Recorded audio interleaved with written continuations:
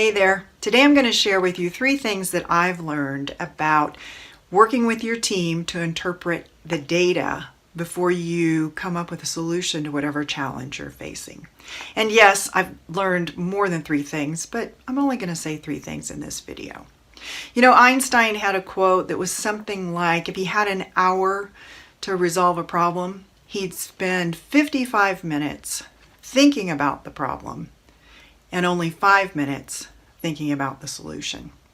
And so along those lines, I think when we work with our teams, often we don't spend enough time really understanding the challenge that's before us.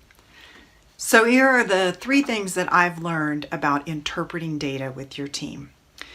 First of all, this is not the time for you to be inspirational with your team. Don't be nice about the data before you. It's not going to help anyone if you're guiding them towards the optimistic interpretation of the data. Don't put your head in the sand like an ostrich at this point. So number 1, don't be nice. Don't be overly optimistic.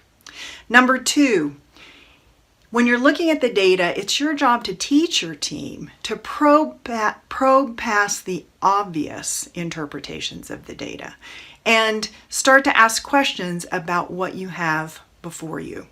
So, do we have all the data that we need? What might be missing?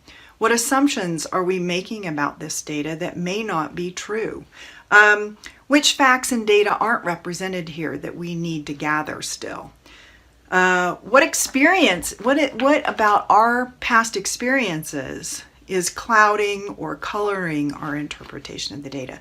So help them to start really questioning their own perception of the data and perhaps the deficiencies of the data before you start making any decisions about how to use it.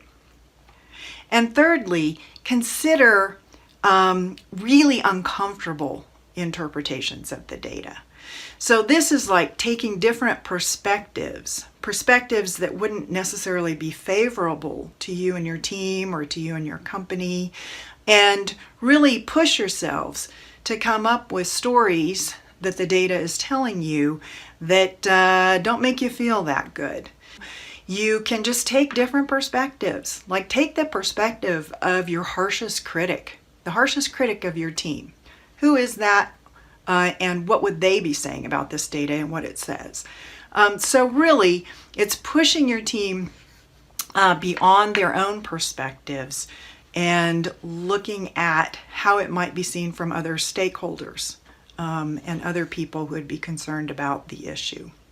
So those are the 3 lessons that I've learned about interpreting data.